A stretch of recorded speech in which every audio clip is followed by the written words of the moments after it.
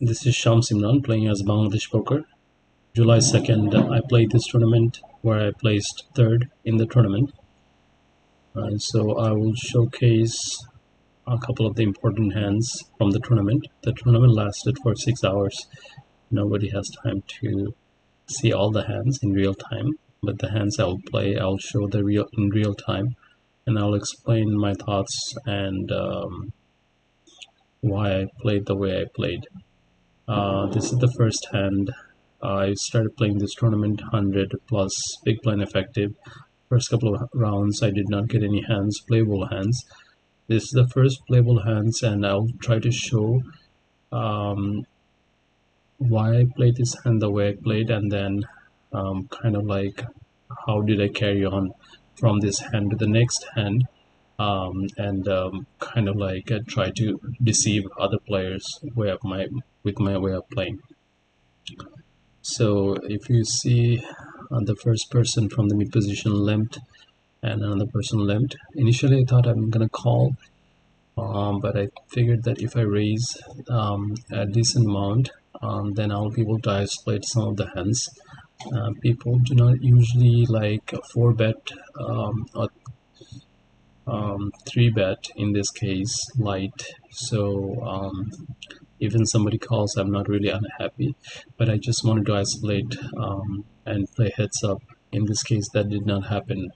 We kind of carried two people in the process, and at the hand I put 77 on is on ace x, and limp called, and so kind of like lead without having the without having the,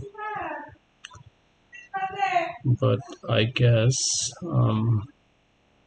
I called with a gut shot and I want to represent, but like when the second person raised the next hand, I realized I don't have any business in this hand, so I kind of folded.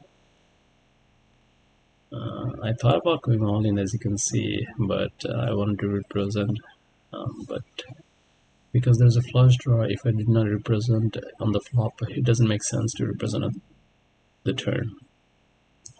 And you will see that the hand I put 77 on was exactly that. He had ace x, in this case ace 9.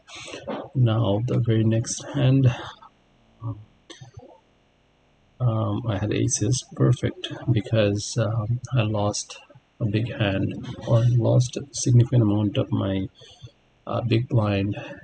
Again, raise, flat call, and this one I want to bet raise big as well. I wanted to go heads up.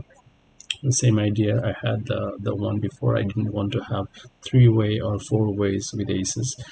I did that, and it kind of worked out because 65 had a very interesting hand, and he kind of went all in. So my decision making process was very simple. I called, but I guess because of my big raise size, he did not put me on like such a big hands. He's thinking, okay, if I have such a big raise size, the way I did play my last hand was probably the similar concept. But yeah, I kind of realized that betting big on the value hand, and also smaller on the kind of like mixed bluff range is ideal, especially my line of play. It kind of keeps me balanced. Anyway, this is the first two hands that I wanted to explain, and like explain my thought process. And as you can see, I'm writing down the way the 77 played ace 9. So this is it for the first couple of hands. I'll explain and I'll come back with more hands.